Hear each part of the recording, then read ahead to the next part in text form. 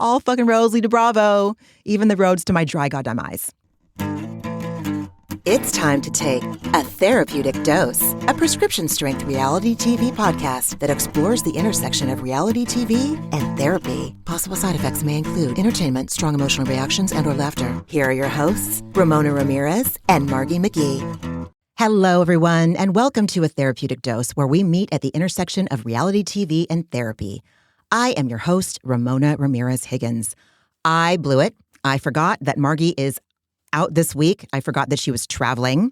So I am so excited for her to come back and talk about the second to last and the season finale of this season of Summer House. My God, I'm desperate to do it. So I noticed last week when I was editing that I sounded like I was talking a mile a minute and that it may have sounded like I wasn't letting Josh get a word in edgewise. And I don't know if any of you caught it. If you didn't, I totally understand why. But we had to pick up Leo by a certain time. He was at a play date. And so if I sound like I was rushing and talking really fast, it's because we were under like a time constraint and I only had X amount of time before we were going to have to leave and I would lose Josh. So that's why I sounded so rushed. I've got a little bit more time today. And part of what happened when I was recording with Josh is that I was so concerned about time that I forgot to even do my favorite thing to do at the beginning of when Margie and I sit down, which is to name the episode number and the title. So let's do it. Let's dive in. This is Summer House, Season 10, Episode 14, The Turntables Have Turned. And they didn't give us a day stamp, but the very first scene we see is at a day camp for kids called Camp Sunrise. So we're back in the city. We're not in the Hamptons right now. Jesse has organized a day of service for himself and most of the cast at Camp Sunrise. And Camp Sunrise is a day camp for kids with cancer and their siblings, where, as Jesse says, the kids can go and feel normal. And it is free, you guys. That is so heartwarming. I'm so glad to know that it's free. So when they first get there, a staff member tells them that everyone who is there as staff now attended Camp Sunrise when they were kids. What a heartwarming arc that is. Jesse started volunteering there in summer of 2024. For those of you who aren't familiar with Jesse's story, Jesse is a cancer survivor himself. He has been free from testicular cancer for, I think, 7 or 8 years now. And so he shared that he's really grateful. He's in a place to be able to give back, and he considers that to be a blessing. And so he wanted to share that with some of the cast and bring them there to play with the kids, do crafts, play sports with them, just hang out and give back, basically. We are treated to footage of Sierra and West playing volleyball on opposing teams with some of the kids. And in her confessional, a producer asks Sierra, do you miss West as a friend? And are you happy having him back in your life? And Sierra's like, yeah, I miss him as a friend, as a bud. Bud. That sounds so platonic. I feel like naturally I do just want to gravitate to wherever he is. But the past 2 years, I haven't been able to do that. I'm free. Thank God Almighty, I'm free at last. Oh, bless her earnest heart. Bless it. Bless it. I hope it never changes, regardless of this terrible cruelty that she has suffered at the hands of her castmates and people that looked at her in the eye and said, we are your friends and we care about you. You know what I'm saying. We see some scenes of the cast making friendships bracelets with the kids, and Jesse is talking with one of the campers who's been coming since she was 5, and now she's about to go to college. And in his confessional, Jesse says, I came into the summer feeling a little weird, looking for a relationship with the wrong person. And even though I have a lot of friends and people that care about me, I'm just lonely. And I want a relationship to kind of fill that void when really I need to keep working on myself. What I need to focus on is that and what makes me happy. And every time I volunteer, it's such a good reminder that you have it so good and you really should be grateful for everything you have. And it's true.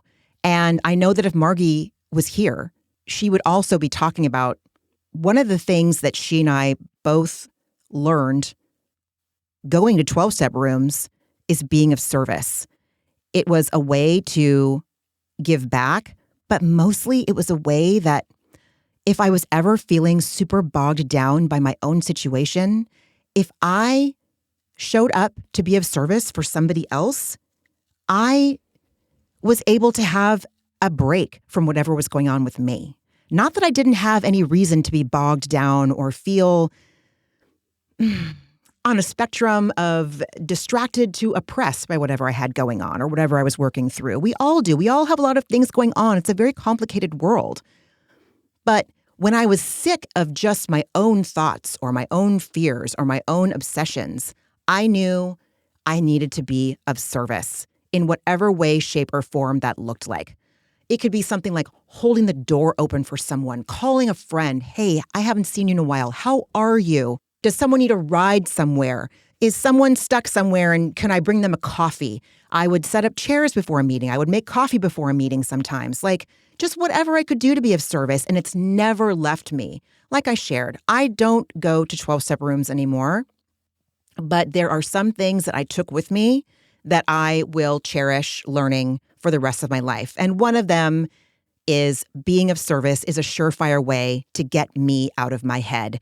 And I am very glad to be able to share that same ethos with Jesse Solomon. So it was a very heartwarming scene. And I'm really grateful that it opened with this because we've been seeing nonstop drama this whole entire season that is especially ramped up in the last, 4 or 5 weeks. And so it was nice to have some levity and some hope and some perspective and some gratitude opening up this episode. I was grateful. So the next thing we have is the It Girl's second anniversary party. And it is Bailey celebrating the second anniversary of her vlog, It Girl.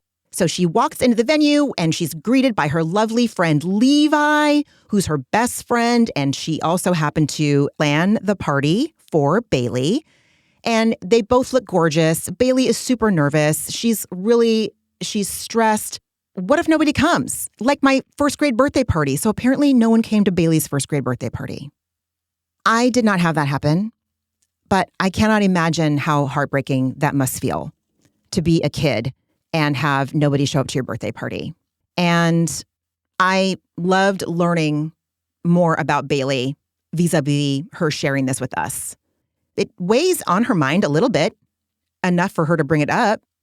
I just thought it was an interesting tidbit that she shared with us about her. So in her confessional, she says, it's been 2 years since I started my show, It Girl. It's such a silly thing to me that I didn't think anyone's going to want to do or take this seriously. And I did not think I was going to make a living off of it. I didn't think it was going to be my full-time job. It just changed my life in every way. And so it means everything to me. And before everyone gets there, Levi tells Bailey how amazing it is to see how far her friend has come. And she shares how proud she is of her. And Levi starts crying while she's sharing this with Bailey. And then Bailey starts crying because Levi's crying. And I just really think it's sweet every time we get to see these two young women engage with one another. I really think it's such a genuine, earnest, authentic friendship.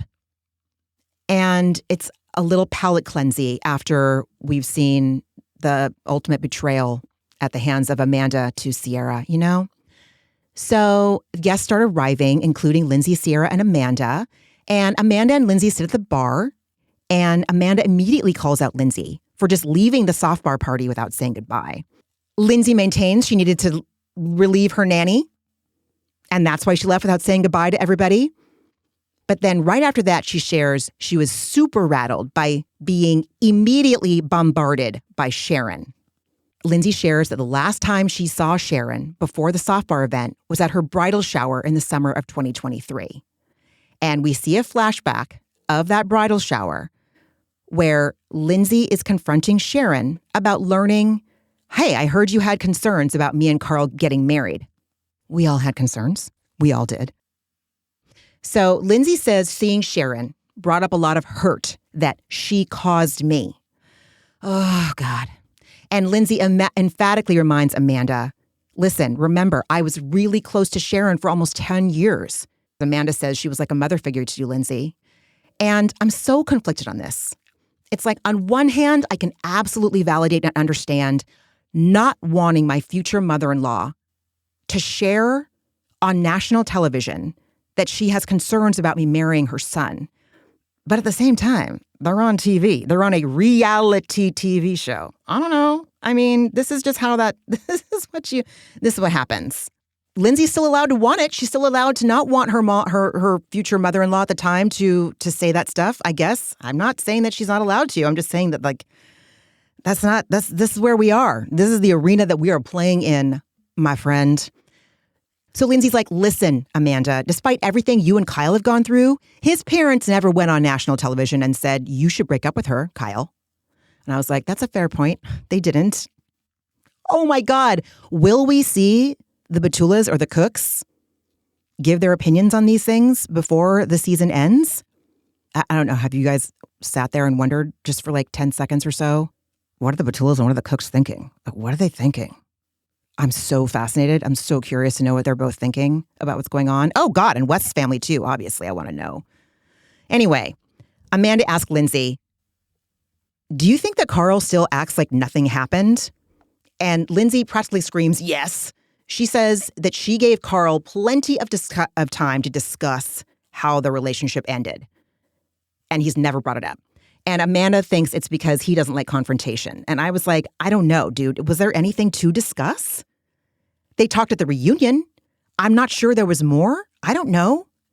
I still maintain that Lindsay is still very upset about their engagement ending, not because they weren't supposed to be a couple, but because it ended while they were recording the show.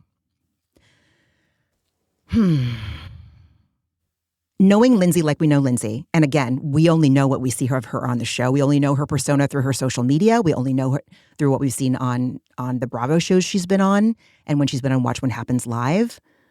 She's a PR person, and PR people they control narratives.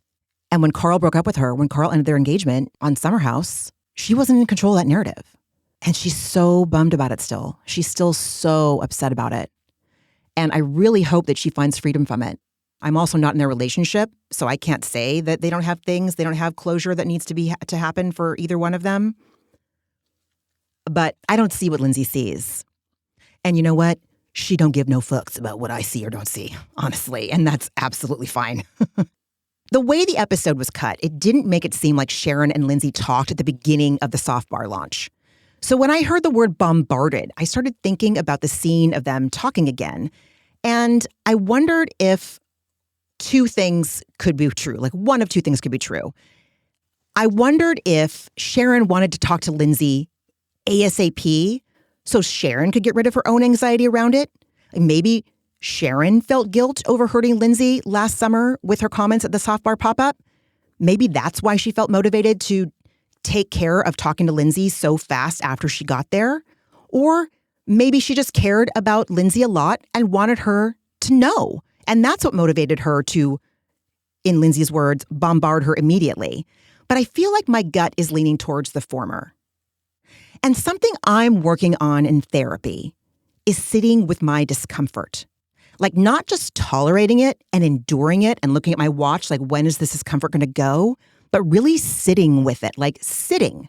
When we sit, we're kind of comfortable. When we sit, we're there for a while. You know? And so when I say I'm sitting with my discomfort, I mean I'm looking at it in the eyes and I'm asking it, what do you want me to know right now?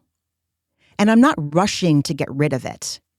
I used to have to talk about something immediately, like if I was having a conflict with a loved one. I'd have to talk about it even before I got clear about what was really going on under my discomfort, because I couldn't sit with any kind of unease, regardless of how intense it was. But lately, in therapy, with the help of my therapists, I have been practicing, and I want to say, emphasizing the word practice. I am practicing, I'm not perfecting, I'm practicing in therapy, just letting things be with me, letting discomfort just be with me, not ignoring it. I'm not exactly warm and fuzzy with it, but I'm not in a rush to do anything to get rid of it while things feel really critical.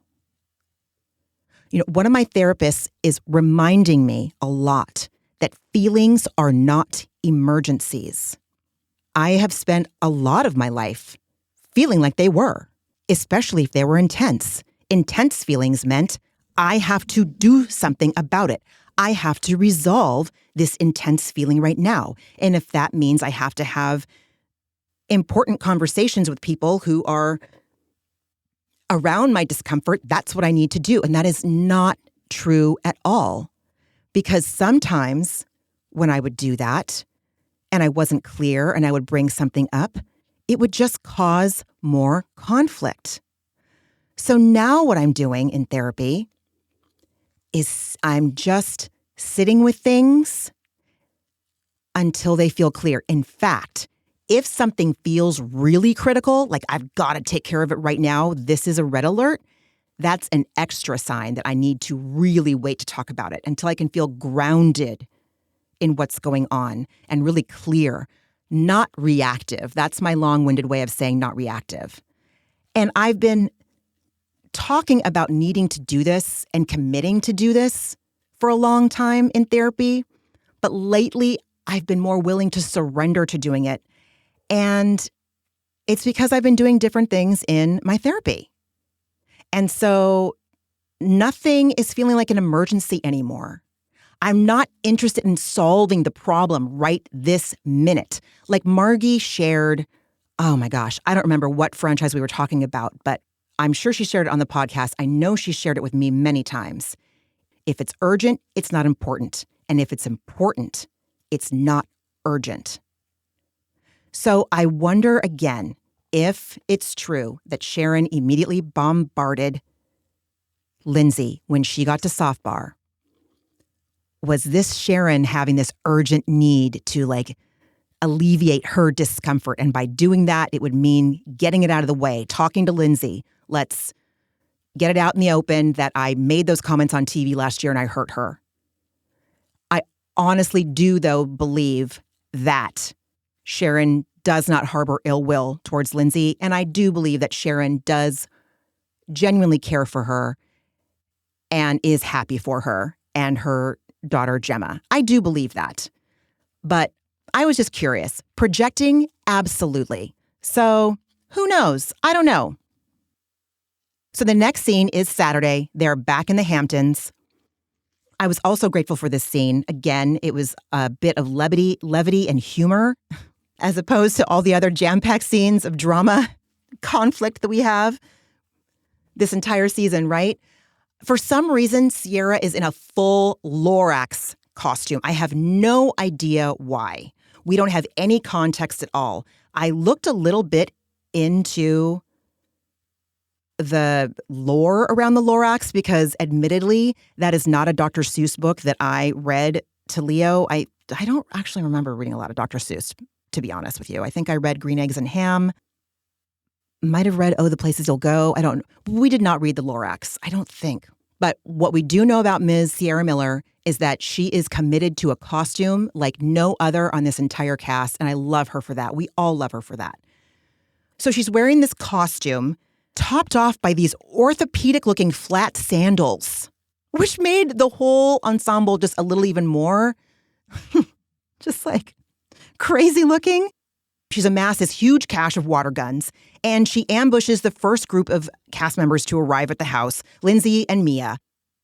Once she gets them, they join in, and we're reminded by Lindsay, she's like, dude, I am a great shot. Remember, I was in ROTC in high school, and I always forget that. And they've mentioned it a couple of times this season, but Lindsay was in ROTC in high school, and she was a really good shot. So she, Mia, and Sierra ambush Dara and KJ. They're in turn indoctrinated. They're given water guns. Everyone's assigned their positions. So Carl, Bailey, and Levi and West come in. They're ambushed. And so by the time Amanda, Kyle, and Ben arrive, everyone in the house has a water gun. Everyone's assigned to a position. But Bailey says, don't fire at Amanda because she's wearing a suede jacket. So Amanda walks in. She thanks everyone in a very annoyed tone. Thank you for not squirting me. Kyle and Ben are ambushed like crazy. Amanda, I'd like to note, is also wearing really ugly sandals, but she's not wearing a costume. I have not agreed with a lot of her casual footwear this season. I have not made that secret. There was a fuck ton of water in that house. And I have to say that if I were the homeowner, I'd be pretty bummed, but I'm sure that all gets worked out in their rental contract. Have you guys heard that house is for sale? Yeah. Who knows if it's actually like an individual that owns it or private equity, but yeah, the summer house, I believe, is for sale or was earlier. It was a couple weeks ago. Anyway, instead of getting worried about the wet floors and the rental agreement, I just need to take the fucking night off and enjoy myself when I watch this show. Don't you think? Wouldn't that be a nice gift for myself to do? So after the water gun shenanigans conclude, Carl announces to everybody, it's National Beach Day. And they're all going to go to the #1 beach in the U.S. And I was like, whoa, you're not in California or Hawaii or Florida, so what are you fucking talking about, Carl? So, of course, I had to Google it. And apparently, last summer, a coastal scientist by the name of Dr. Stephen Leatherman, who also goes by the moniker Dr. Beach, named Cooper's Beach in Southampton, New York, as the #1 beach. So, oh God, Lindsay, I really want her to be free, you guys. I really want her to be free. But she says to Carl, oh, I thought you were going to say it's our 2-year anniversary of our breakup. And the cast doesn't know really what to do other than just kind of cheers to 2 years of freedom. And then Lindsay announces that she's hired a chef for the 2nd annual Freedom Dinner. And the cast hoots and hollers, and they're probably mentally preparing themselves for as much chaos as accompanied the first dinner, which happened, I believe, was it last year or the year before? And it was a Lindsay-hosted dinner, just like it will be later that night. That's the one where she thanked Carl for setting her free so she could pursue her dreams of having a daughter. Jesus Christ, you guys. So the cast starts getting ready for the beach, and all the guys go to Kyle's bathroom to shave and shape their respective facial hair, and they leave, and they all have mustaches. And I was like, is this motivated by Sierra's Lorax mustache? Why? But I understand that the whole point of the scene was to highlight the bonding that these men have shared over the summer. We can really get the vibes in this episode. We're heading towards the end, and that's the energy, like the end of summer, the end of the share house as we know it. That's hanging there. They know that that's what the stakes are right now. So in KJ's confessional, he says, this summer completely changed my life. Just the bond of community was much needed for me. I'd never been one of the boys, and this summer I started to be myself, and it was such a free feeling, and I feel like it's ending too soon. Oh, bless sweet KJ. I love him so much. I am so glad he's on this cast. I find his earnestness just so healing, and his vulnerability and his honesty is so healing, and I love it. And I'm so grateful that he's there to share his true, authentic self with these people.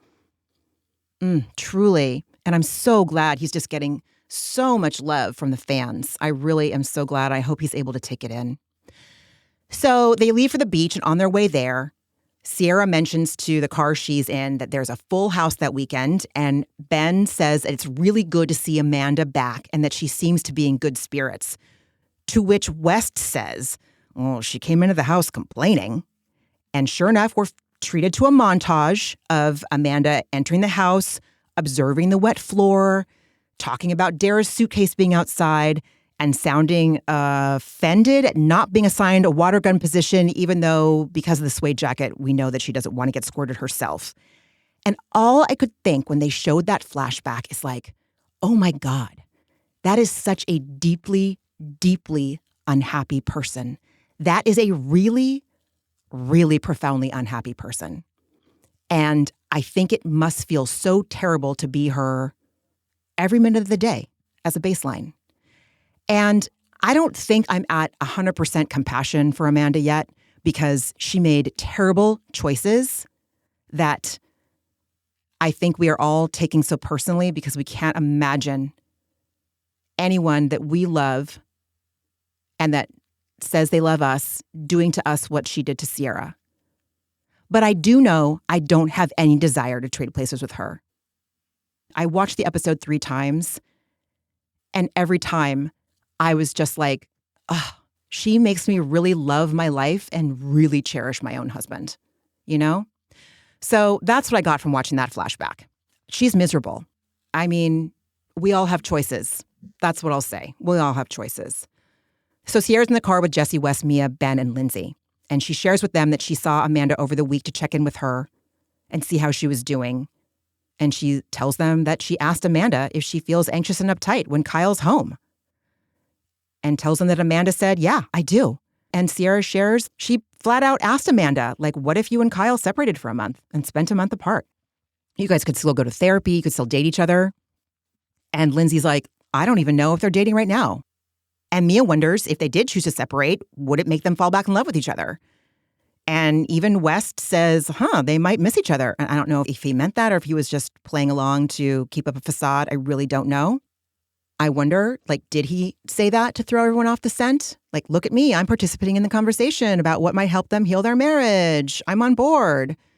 And yet, I don't know, man. All I know is that there's yet another white man on my TV with a platform saying things I have to second guess. And if that's not the last year and a half in a nutshell, am I right? But who knows, dude? Who knows? I don't know if we're ever going to know. Were they or won't they? We're all entitled to our own speculation about that. But basically, Lindsay is like, net, if I heard of another couple where the wife got an apartment for a month to get space from their husband, I would feel like that's a last-ditch effort move. I sat with that and I was like, isn't their marriage a last-ditch effort in this moment? As we're watching this whole season that they've been taping? Number one. But two, if the couple involved is in agreement about separating for a month and living apart and dating and going to therapy with clear boundaries they both adhere to, maybe it could be a good thing. I don't know. Decolonize how to fix a marriage? I mean, in this case, the marriage we're talking about was dead on arrival, before the summer even started. But I'm just saying in general, I have no idea what is going to make a couple happy or not. That's for each individual couple to figure out. I don't think that there is a right way and a wrong way to save a marriage. I have no idea. As long as it's done with clear intentions, clear boundaries, and mutual respect, I don't know. So in her confessional, Lindsay says, look, I think that Amanda deserves more than she's been getting. I also love Kyle. I've known Kyle longer than anybody in this house, including Carl. And as much as he's in the wrong, he has feelings too. And I can't help but go into full-blown mama bear mode with what is going on and wondering how I can help because we can't keep doing this. Which doesn't make sense when we watch the last scene, but we'll get there, right? So at the beach, Amanda and Kyle can't even sunbathe without her resenting his toe. It's too close to her. But she hates Kyle right now. She hates him. I think I said this last week. I really think that she is completely checked out. So she's either all in emotionally with West or just distracted enough by West at this point where Kyle is just completely persona non grata to her. In contrast to Amanda getting pissed off about Kyle's toe being too close to her while she's trying to get a tan, Levi comes and gives Bailey a huge hug from behind, and Bailey smiles and hugs her back and says, "This is nice."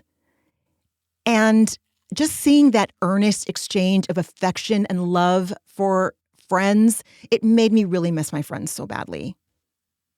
So elsewhere on the beach, Carl asks West if it's weird having Dara around. Because remember, West and Dara used to date. And West is like, not even a little bit.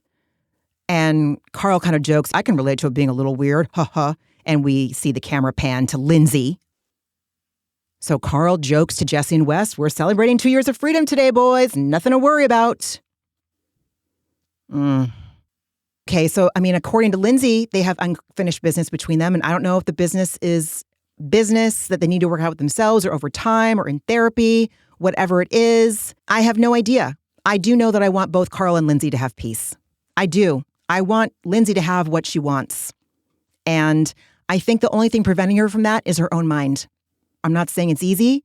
I'm not saying I don't validate how hard it is to untangle and heal from childhood trauma.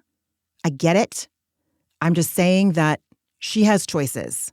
And I wish she would choose differently for herself than resent Carl. And I'm not taking Carl's side. I'm just saying that the traumatized parts in me see the traumatized parts in Lindsay.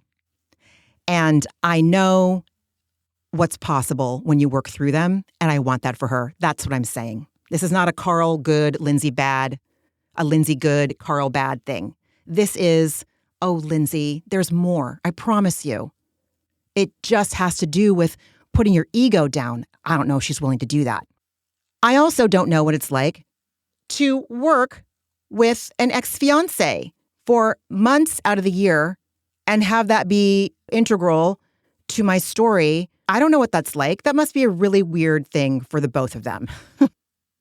To be in an intimate, close relationship with someone and then have it no longer be, and then you still work together, that's got to be a real mindfuck. I get it, but also, it's been a while. What do you want? What do you want? I have a therapist that's asking me, like, Ramona, what do you want? And then I say it, and it's like, how can you act to facilitate that? If I want inner peace, how do I act in a way that will facilitate my inner peace? You know what I mean? Anyway, I want that for Lindsay. Why? Why do I give a shit? I don't know. Because I'm a goddamn human that cares. That's it. I'm just an empathetic human that cares, and I fucking love Bravo, and that's why I want it. So Jesse looks at Carl and says, you're fucking free. But then he looks at Wes and says, you have a new best friend. But Wes looks at Jesse and with a really snarky tone says, oh, you mean KJ? And here comes the first of a few diabolical confessions from Wes. So Wes says, I will say with Sierra and I, we're okay being cool, but now everyone else is so, what's going on? And I get it, clearly. Obviously, I don't want to speak for her, but I think we're very comfortable being friends. But let's just have fun and get to the fall, you know? Fuck you. I think he was like, let's make it to the fall because then I'll look good on camera for the duration of filming. And then I can go back to being my normal self and not have to wear this mask, charading that I'm a guy that actually gives a shit about your boundaries and your feelings. I think West is really immature. I know, like, no shit, Sherlock, but I cannot ever see my husband at any point in his life giving a fuck what anyone else thinks of his choices. Like Wes said in his confessional, we're okay being cool, but now everyone else is like, what's going on? Josh wouldn't give a flying fuck. It's one of the things I am so in awe of and admire about Josh. He's like steadfast in his not giving a shit. He's not arrogant. Don't get me wrong. He's not arrogant about it. But just like it's his life and he's going to live it and make his choices and love who he wants and do what he wants and whatever. And whatever you think about it is not his concern. But West cares so deeply about what other people say and think about him. And he's so desperate to create an image. I could be wildly off. I understand that's completely possible. I don't know. I just don't get that sense. So we need to remember that when Wes taped this confessional, it was shortly before the season started to air. The season started airing in February. So maybe after the holidays or like right before the holidays, right after the new year, 2026 is when they tape these confessionals. So he, in this confessional, is downplaying his and Sierra's relationship and reconciliation because he is probably dating Amanda at the time. Behind everybody's back. We hadn't found out yet.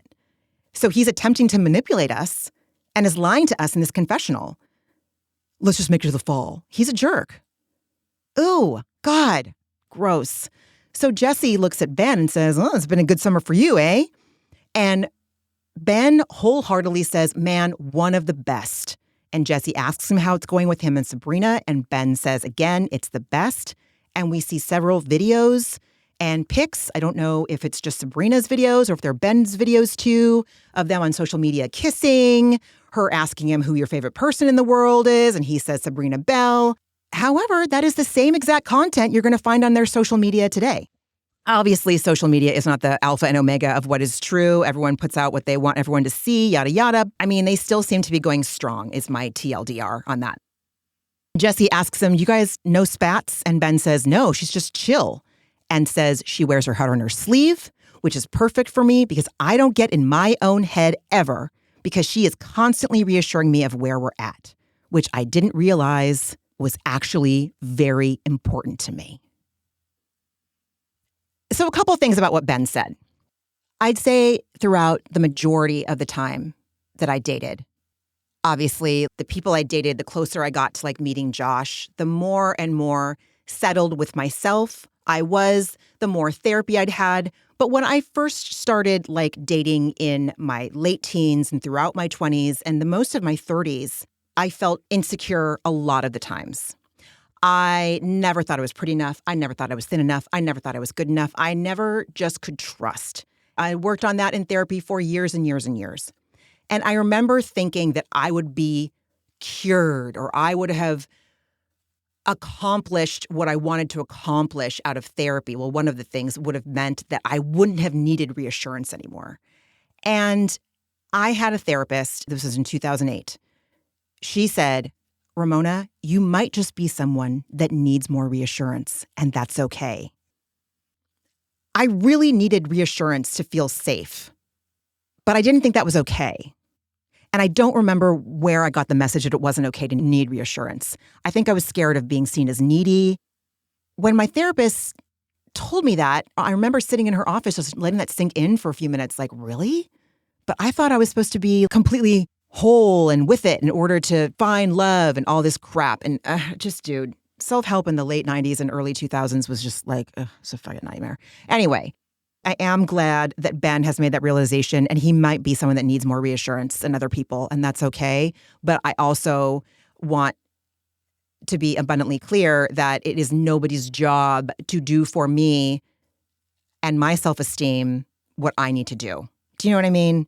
So both things can be true. I can need reassurance and also know that it is my responsibility to show up and be a loving ally to myself, not just get that met from my partner. I'm probably over-explaining this, and I trust that you guys know exactly what I'm talking about. So Jesse asks, hey, are you guys officially boyfriend and girlfriend yet?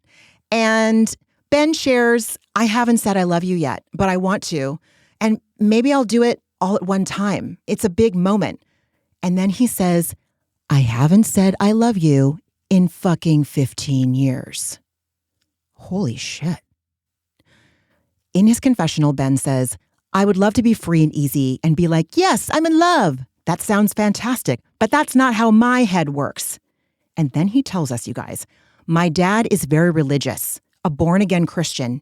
You don't have sex before marriage. My whole life, he told me, when you get older, there's going to be some decisions you have to make, which I won't agree with, but just so you know, I'll always love you.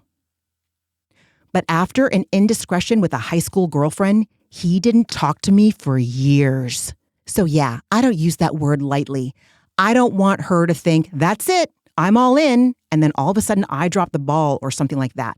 So I'm certainly not rushing into anything just yet, but I'm close. Holy crap, you guys. Holy crap. His dad didn't talk to him for years because he had sex in high school. Teenagers sometimes have sex. It's what their bodies want to do. And it's a lot of what they think about, despite whether or not we want them to. It's a force bigger than them. It was a force bigger than me. It's puberty. It's biology. It's very normal. It's extremely typical. And our jobs as grown-ups and parents is to do the very best we can to support them on their journey to puberty and while they're going through puberty and teenhood so they feel safe and secure and ask us for help and know that they're not alone. That's the best we can do. But having sex with your girlfriend is not a fucking indiscretion. Oh my God. Nor does equating telling your girlfriend that you're in love with her. He doesn't want to tell Sabrina he loves her because he doesn't want to drop the ball. Oh my God, Ben. He just has so much trauma and shame stemming from this dad of his. It's just so mind-blowing, but what an insight into how Ben works, right? Holy shit. He has so much untangling to do. I can't even imagine. My heart hurts for him. And now we know why Ben lost his shit so bad at Bailey, joking that he wanted to sleep with Amanda. When Ben has sex, he loses family members. He is summarily rejected, ostracized, shamed, punished. He pays dearly when he has sex with someone. That is what was taught to him when he was a teenager. People won't talk to you anymore if you do this. Sex is already so fucking fraught. And then that on top of it? Oh, Ben. Ben has a lot to unpack. IMHO. So Jesse shares with Ben that he was really looking forward to being a single dude with him over the summer. But if there's one person he's happy to lose Ben to, it's Sabrina. And Ben tells him it means a lot. Ben tells Jesse, you mean a lot to her too. And Jesse says he can feel it.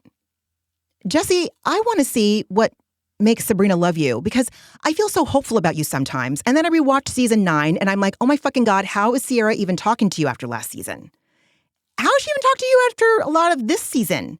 I mean, no one's perfect. I get that. Don't get me wrong. But Jesse shows us his potential over and over and then does something super lazy or uncaring. And I just get disappointed talking shit about Carl to Kyle. And I know that this is a me problem if I'm getting so disappointed by Jesse, but I want more for him, but he's got to want more for him. You know what I'm saying? So then we pivot to Mia and Amanda having their conversation at the beach. And here it is, you guys. Here it is. This scene right here is why we are tuning in right now. This is why our eyes are peeled. This is why we're glued to the TV. This is why we count the minutes for this show in particular to be airing right now. We get to watch it. We get to watch Amanda lie to our fucking faces. Maybe lie to herself. Lie to her castmates' faces. I don't know if she's lying to herself. Is she? I think we might just watch her lie to us. I think it's egregious. So Mia asks Amanda, how was your weekend alone? And Amanda says it was fabulous, the best weekend of her life. She really needed it.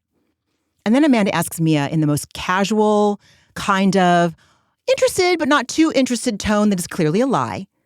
Oh, how was after softball? You guys ended up going for drinks?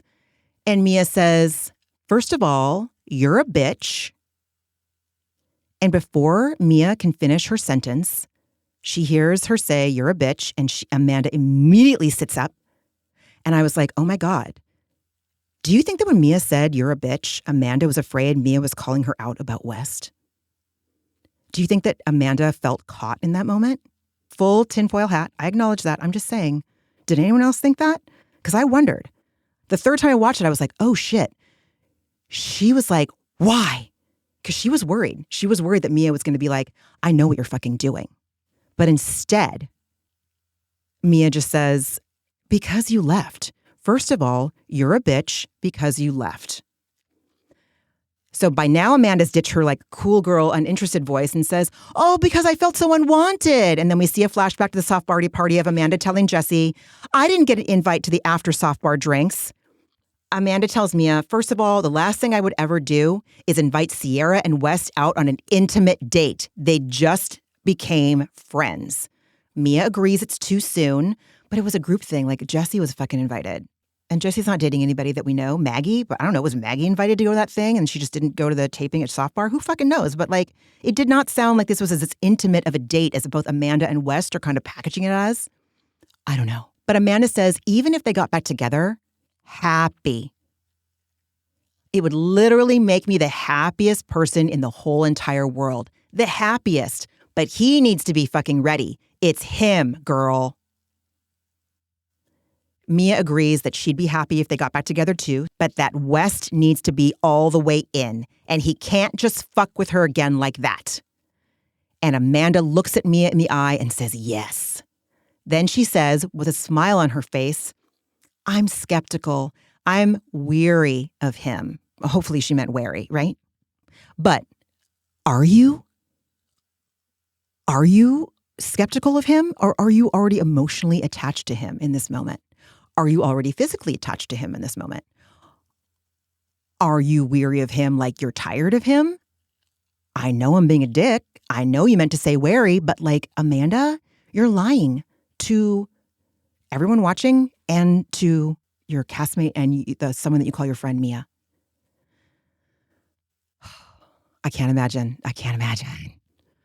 Mia says her concern isn't Sierra at all. It's making sure Wes doesn't find his way back in and then say, actually, I'm not ready for anything serious right now. And Amanda's like, exactly. And I was all, bitch, really? Are you really? Yeah, she is. Why am I shocked at the audacity and the fucking egregiousness? That's a me problem. That's a Ramona problem. So then Amanda solidifies her spot on the Bravo version of Mount Rushmore of all-time villains and says, on camera, Sierra is a very special, incredible person, and you need to treat her differently than any other woman in the world.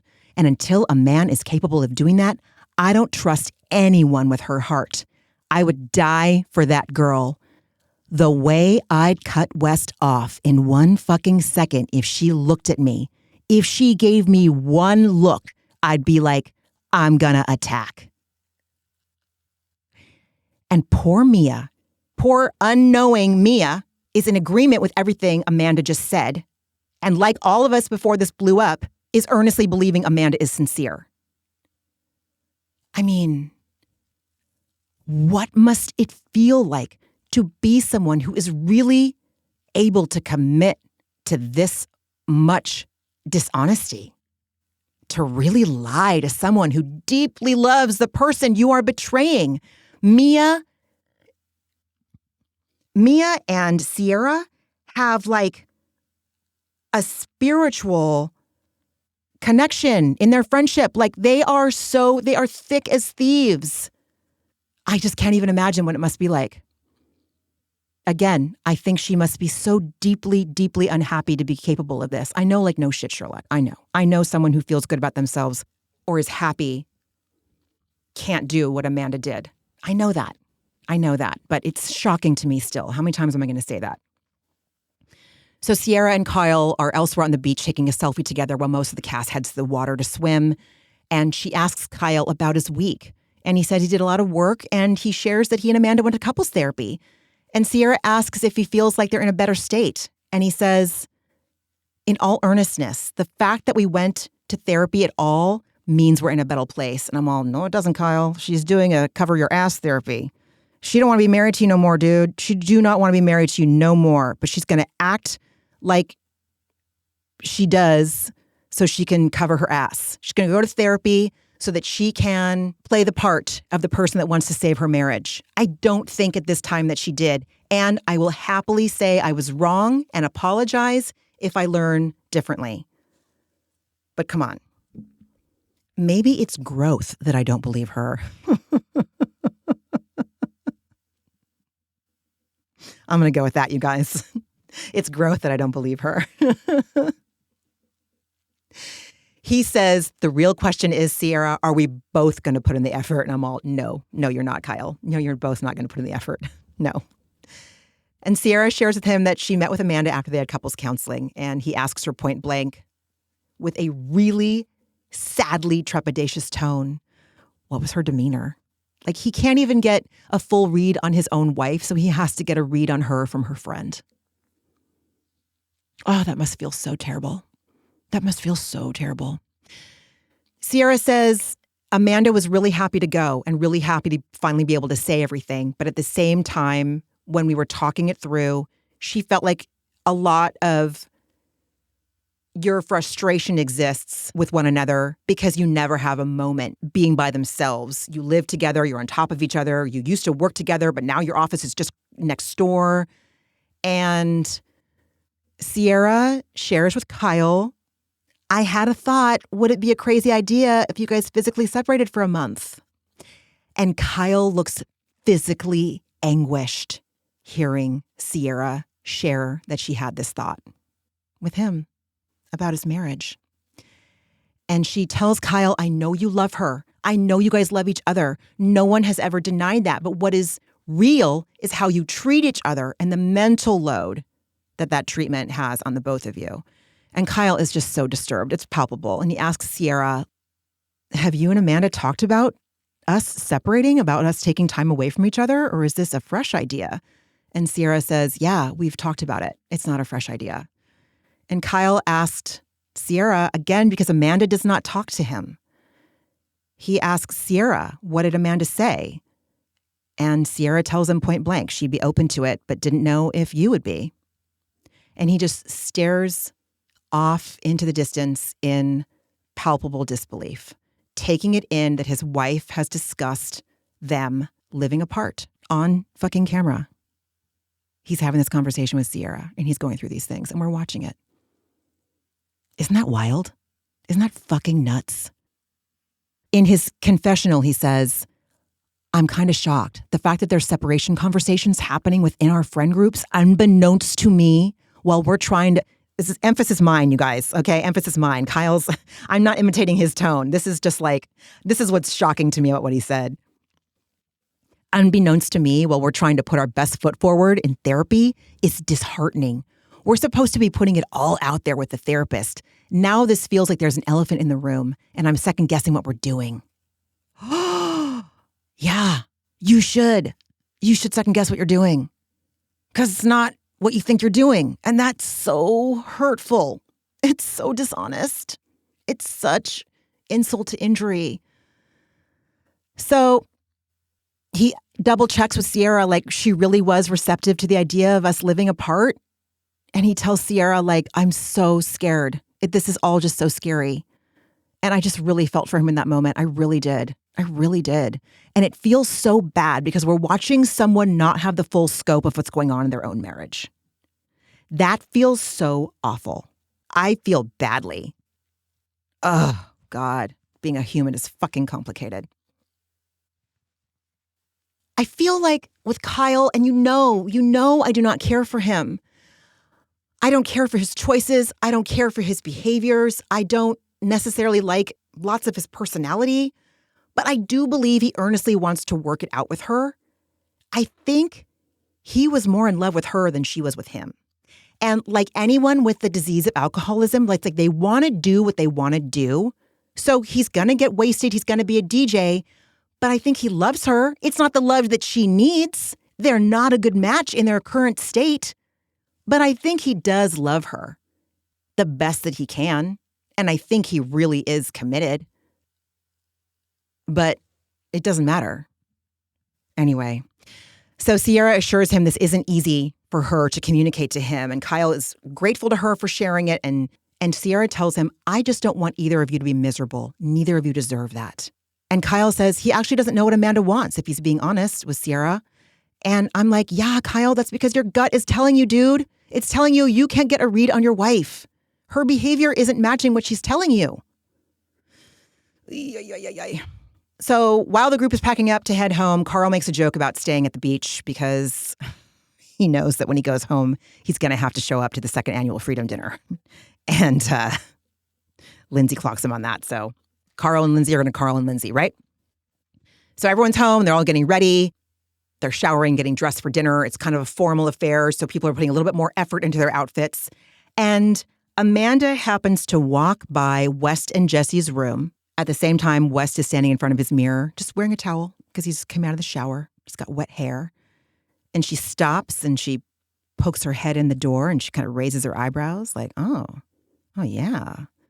And she's like, you should wear your hair like that. And he says, Sierra told me my hair sucks at dinner twice. And I'm like, they were so fucking into each other last summer. They were totally into each other last summer.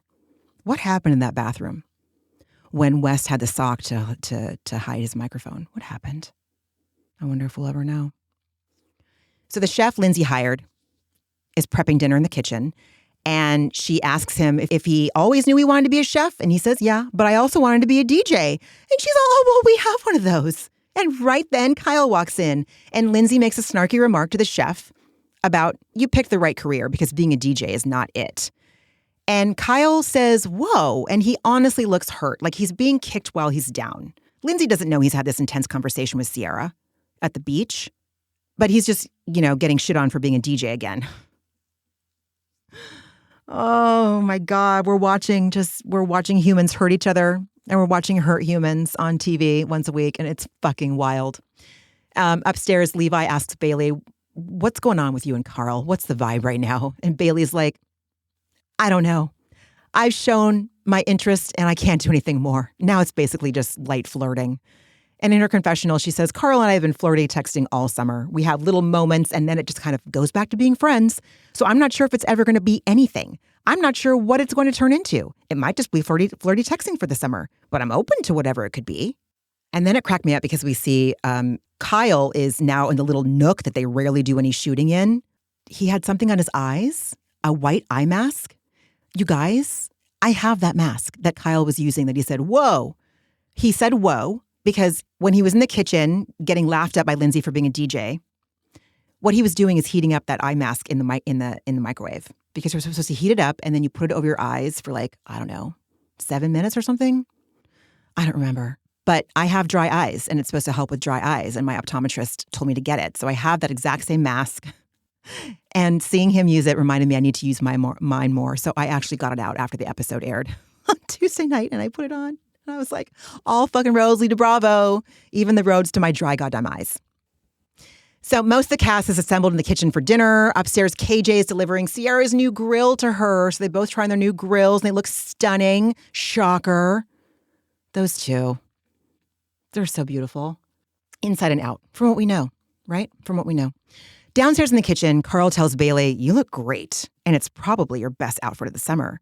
And she's wearing a black maxi dress, kind of body skimming A-line silhouette with like big graphics of white roses on the front. Kind of reminds me of like Zara tried to do like a Carol Burnett era Bob Mackie dress. You know, it's like almost 70s style. It's quasi backless. It laces up the back a little bit, and she looks gorgeous per usual. But she's shocked that he thinks so highly of it and speculates like, oh, you must appreciate a more modest look. Remember, our friend Carl loves tan lines. He likes hints. So him liking this dress doesn't surprise me at all. But he does tell her that the white dress she wore to softbar was good. And she's like, oh, you liked it? It was completely see-through. He's like, I know. Would you walk past me? And she finishes the sentence for him saying, could you see my butt? Did it look good? He's all, yep. So he tells her that he saw her thong, asks if it was intentional. She says yes. I don't know. Their brand of flirting. She seems pleased. He seems intrigued, and his interest is, he's definitely physically attracted. So I don't know. Hopefully she got the reassurance that she wanted and that he noticed her as more than a friend, So everyone sits down at the table. They're admiring KJ and Sierra's new grills. So Lindsay starts to talk from the head of the table. On this exact date 1 year ago, we celebrated our first freedom dinner. And we have a flashback to the freedom dinner where she's passive-aggressively thanking Carl for setting her free so she could accomplish her dreams. And Kyle's like, why are we letting you do this again? And everyone laughed, letting off some nervous tension. And then Lindsay announces that tonight's dinner is called The Lost Supper. So we're going to play a game. And the entire table groans. And as anyone who's been watching Bravo knows, anytime someone brings up a game, it's going to end in tears. It's going to end in drama. It's going to end in chaos. It's going to end in toxic dysfunction. Name one game that hasn't ended like that on any fucking franchise on this goddamn network. It doesn't exist. Lindsay says they're going to play a game called Lost and Found, and everyone is going to go around the table and talk about something they lost recently and something they found. And nobody at the table looks into this game. So Lindsay says, for example, Carl lost me, but then he found a bunch of thirsty girls in his DMs. All right. Shots fired or whatever. Everyone is very much horrified, and nervous laughter is all around, and they're all looking at each other like, fuck no, we don't want to play this game. So Jesse's like, okay, Lindsay, you start. And she's like, I lost all timelines, but I found my dream girl. And everyone claps for that one because, again, classic. Lindsay was always talking about timelines with the respective men she was dating over the years. So she lost her timelines. She found her dream girl and her daughter Gemma. Lindsay popcorns to Bailey, who shares that she had a lot of baggage when she first came to the house at the beginning of the summer.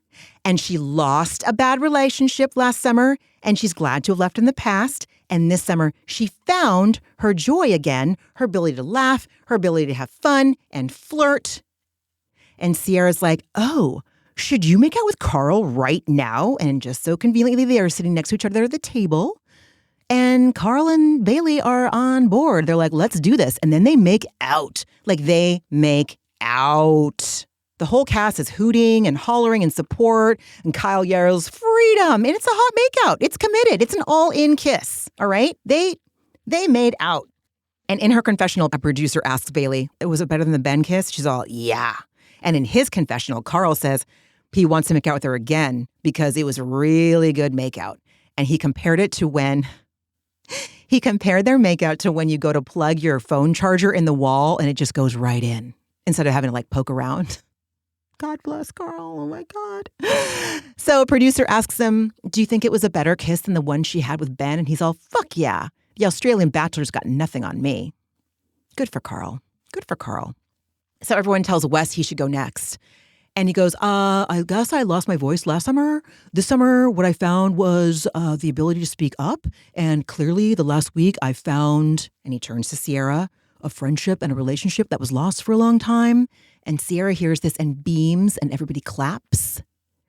And he continues, well, that felt like a gazillion pounds off my shoulders and means the world to me. So it's really important to me. So I certainly found that, and that means a lot. So And Kyle shares, I'm tearing up. And Sierra is just so touched. She's like, Westling, and all of his friends are telling them that they love him. And it was all one big fucking lie. The only thing he said that was true was that he felt relieved after having that conversation. Affirmations and praise are just getting heaped on him. Everyone's impressed. And he says, even last summer, I probably couldn't have made that speech. And Sierra is just so proud of him. So like, again, compare this performance, what he just said, to the confessional he taped before the show aired. The one about the double date last week, in last week's episode. Or the one in this episode, where he's talking about being so concerned with what his castmates are wondering what's going on. Compare the detached, rejecting tone of those two confessionals with this seemingly warm and honest bullshit he's saying right now in what he found with Sierra. What a fucking dirtbag. This is cruel and unusual. I think the real West is the one in the confessionals this season. The one who was already probably involved with Amanda when he recorded them. And already resenting Sierra because he knew that he was going to be, again, the bad guy in this cast, the bad guy in this show, the bad guy in this season, the asshole who hurt her yet again. And God, if anyone found out he was with Amanda, he would definitely be hated by everyone who loves Sierra. And he knows that she is beloved. That's the real West. The West in the confessionals that we've seen in season 10 is the real West. The lost and found speech West is not the real West. Again, no shit, Sherlock, but like, it's just egregious, dude. This is full egregious. So Sierra tells KJ to go, and he says he lost his brother when he was a kid. His brother was just 17, about to be 18. So KJ never had any older brothers. He says he had mentors, he had older father figure types who were in and out of his life. So it's been rough for him to open up to men in general because of it. So being able to have the boys in the house and feeling comfortable, he's so thankful for that. And he thanks them. People are crying, and he looks at Wes specifically to indicate how much he means to him. Because remember, Wes brought KJ on the show. They were friends before he joined the cast. So then Sierra goes. And first of all, I don't know if anyone noticed, but the freedom, you guys, and the vulnerability that she embodied while she was doing her lost and found, it was pretty telling. She doesn't diminish how profound her talk was with West, how much it meant to her. She doesn't diminish that. She doesn't try to make it small or like appear to be cool. What I'm saying is that her ego was not involved in her lost and found answer. She's wearing it on her sleeve. And both Amanda and Wes played really cruelly with her heart, and they broke really, really profound trusts to her. I don't ever want to know that kind of betrayal that Sierra has gone through at the hands of her castmates, people that said they were her friends or more. And I really hope she has a lot of support as she rebuilds trust, because it's going to take time for her to, like, what is this going to do for people that she dates in the future? You know, maybe not. Maybe she'll know. I don't know. But like, God. So what she says is she lost the huge weight off her shoulders of having to dislike the person she genuinely loves the most. And she looks at Wes and says, Westling. And thank God we finally talked, because though it was off some bullshit, meaning she had to have a talk with West because he made out with a fucking woman who was sitting on his lap while they were both sitting next to her. That's why they had to have the talk. Remember? But West just looks resentful when Sierra says, off some bullshit. What a dick.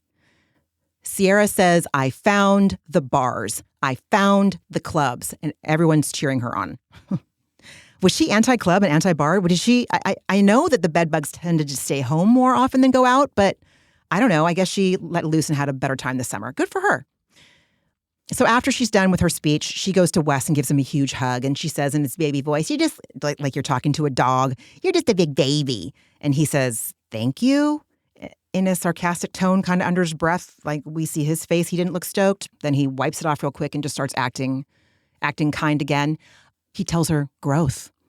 That's what he says. Growth. And she kisses him on the cheek, and she sees she's left her lip imprint there. And she goes to wipe it off. She's like, no, leave it. So she was just there thinking things were healing, thinking she was being understood by this person that means more to her than anyone else in the world. That's what she said. And he's just lying. And he just has ill intentions. I can't imagine. So then KJ asks Kyle to go. But Lindsay answers sarcastically for him while looking at Amanda. Kyle lost his wedding ring, but he found his DJ career. And everyone looks at each other like, oh shit, buckle up. Here we go. And after Lindsay says that, everyone looks at each other like, oh shit, here we go. And Kyle just looks bummed.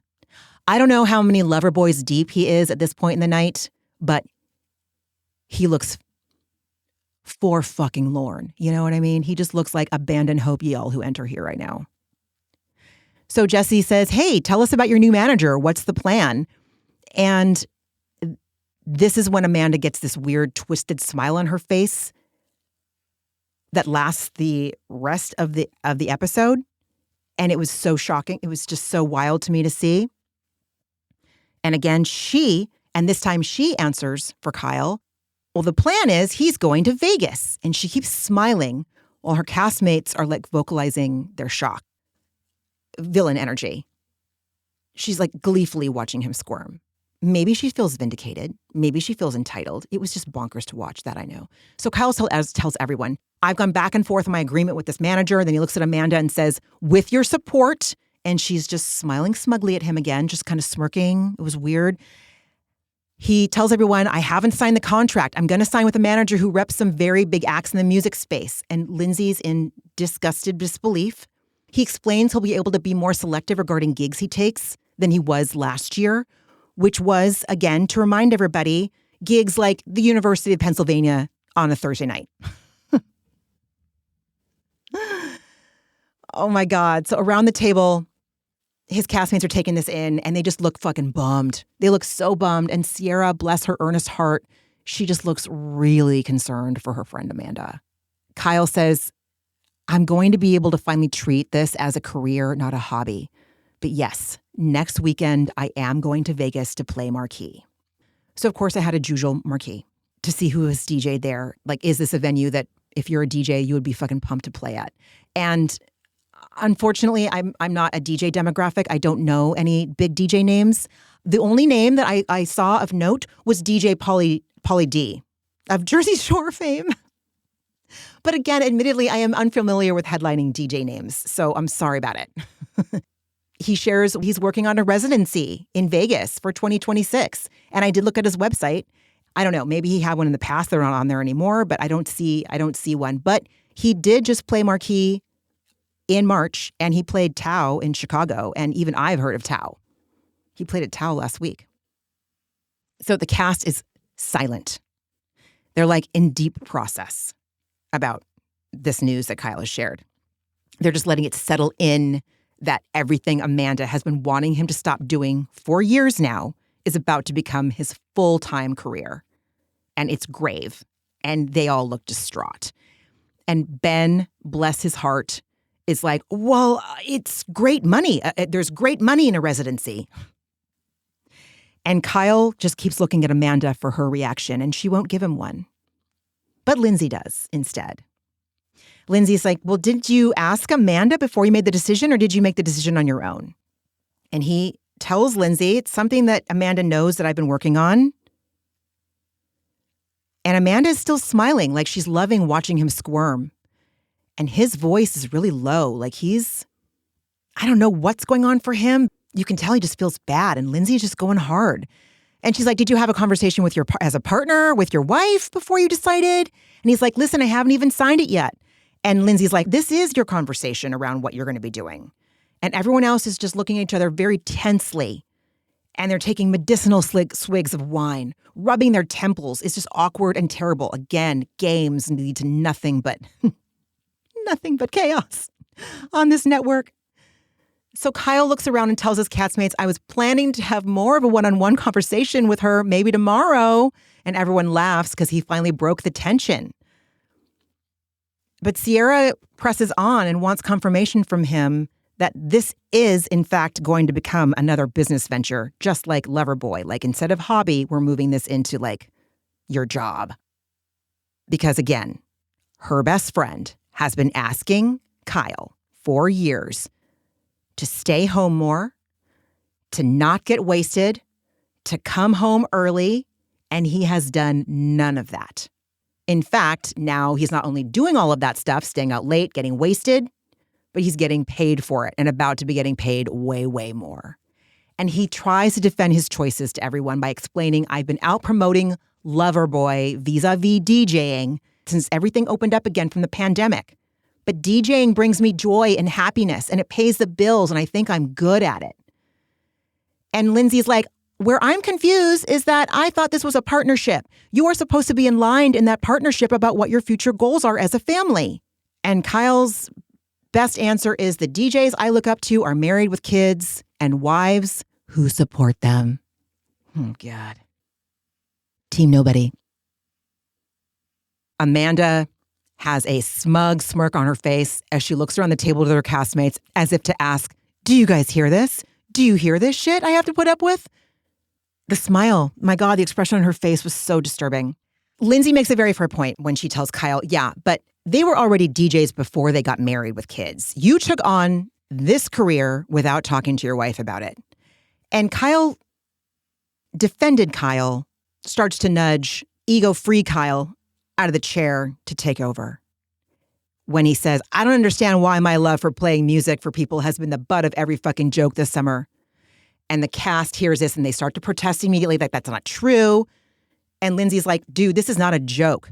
My whole point is that when you're in a partnership, we're talking about, and Amanda pipes in and says, wanting to be a team. We're talking about wanting to be a team.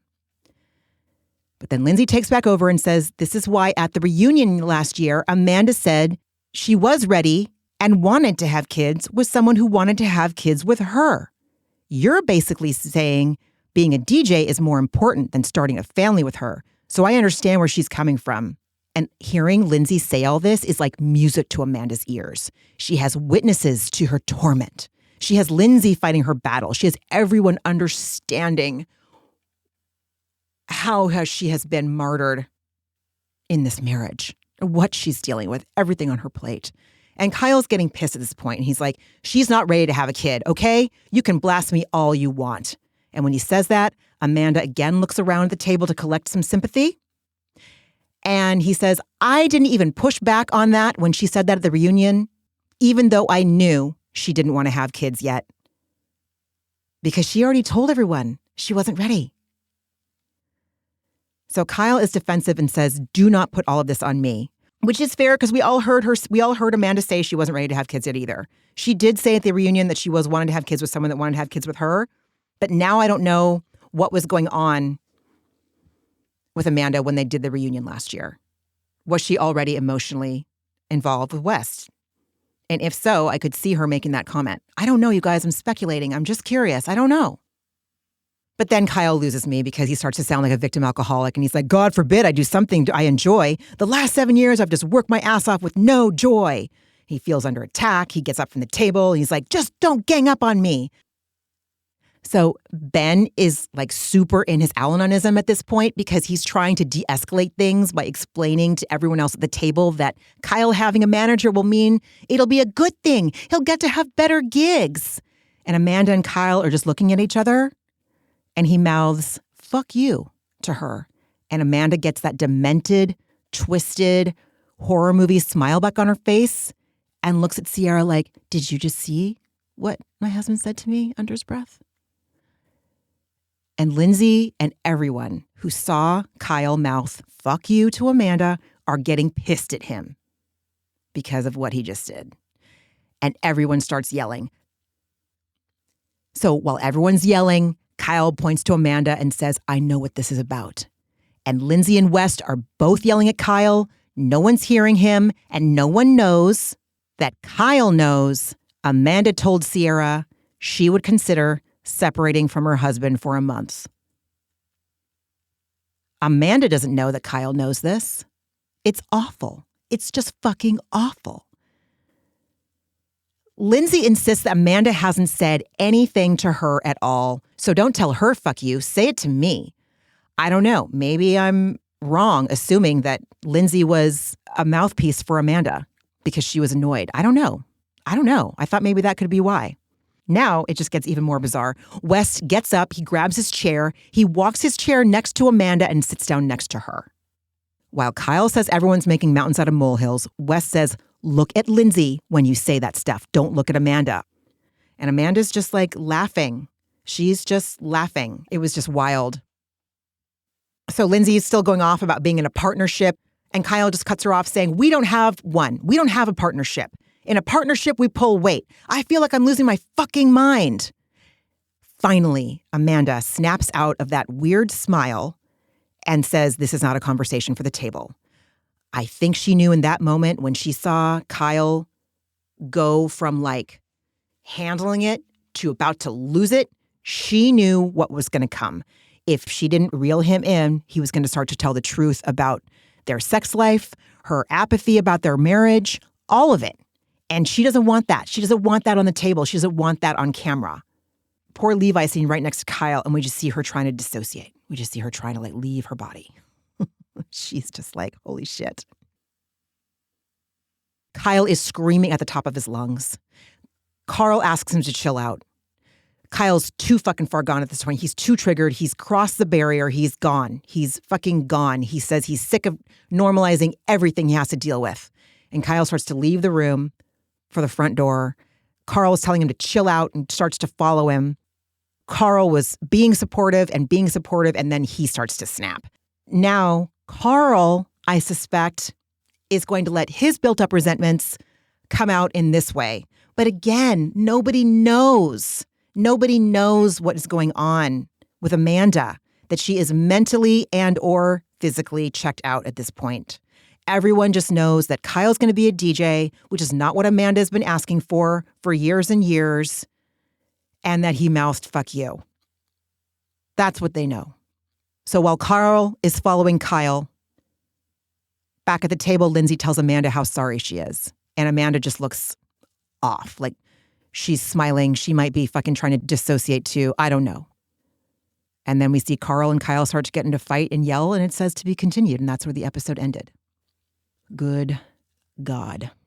Good God. If anyone hasn't had an opportunity to watch KJ on Watch What Happens Live, I would encourage you to do that. I would invite you to do it. He was on after this week's episode, and Jamie Lynn Sigler was the other guest.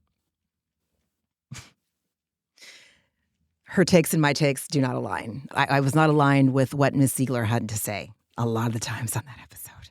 I was not. But Andy asked KJ at some point on the episode, have you heard from West since the reunion? And he said, I did get an apology text from West the next day, but I haven't read it. It's the one unread text I have in my thread. And Andy invites KJ to share it on the air while they're taping. And KJ does. His only caveat is that he wants to be able to read it to himself first. So he does it. And then he reads it out loud. And you can look up the clip. I don't remember what he said verbatim, but basically he said that it was just a bunch of bullshit. It was just a bunch of bullshit. I don't believe any of the words that West said at all. But Jamie Lynn really bought into it, and she was like, oh, see, that's nice. And well, dude, no, that's not at all. This is nothing. West should not be trusted at all. That's not at all what should be happening right now. And KJ was so hurt by what West texted, and he's so devastated by the loss of this friendship. He's so devastated by this betrayal. And Dara was in the audience, and I think that she absolutely does not believe a word that West texted. And I think that if KJ did, she would lovingly try to steer KJ away from buying into it. And they both seem very happy still, Dara and KJ do. But I did not care for Jamie Lynn saying that West's apology text to KJ was kind or authentic, because it absolutely fucking wasn't. It wasn't at all. Oh, my God. The one thing I did agree with Jamie Lynn Sigler on that episode was Andy asked her about whether or not she thinks Kyle and Dorit from The Real Housewives of Beverly Hills can repair their friendship. And she said, if they did a bunch of mushrooms to get rid of their egos and hash it out, I think they have a chance. I think that would be a good start. I could talk about that for 90 minutes on itself. I don't know, man. I don't even know if mushrooms can help Kyle Richards. She'd have to do a whole lot of fucking work before, and she'd have to do a whole lot of work after. Because the mushrooms are not, while they are absolutely full of alchemy and absolutely allies on your path to change the way you think, to eliminate destructive ways of thinking, 100% they are. You have to show up and be in contract with that medicine. You don't get to just take it and it does the work for you. You got to work too. I don't know if Kyle wants to let go of her ego. But maybe it's a start. I don't know, dude. I don't give a shit about Kyle or Dorit. I can't stand either one of them. So we'll see. Ask me how I feel about them while I'm sitting with medicine. Maybe if I'm sitting with psilocybin, I would have more empathy for them. Who knows? Anyway, what else did I watch besides watch What Happens Live in Summer House? I watched The Real Housewives of Beverly Hills reunion. It's just so annoying. It's just annoying. It's annoying. Saturday Night Live with Olivia Rodrigo. She's darling.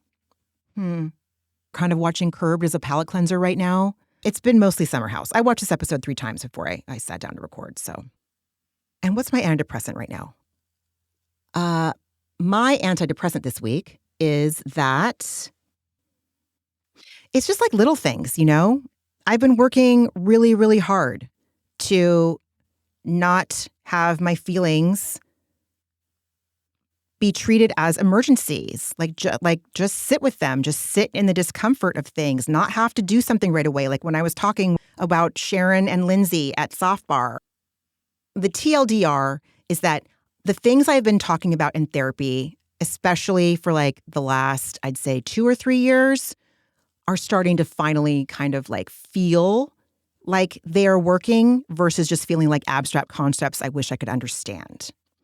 So the way that manifests is like when Josh has to be out of town for 3 nights and I'm solo parenting, that used to really freak me out. And now I feel fine about it.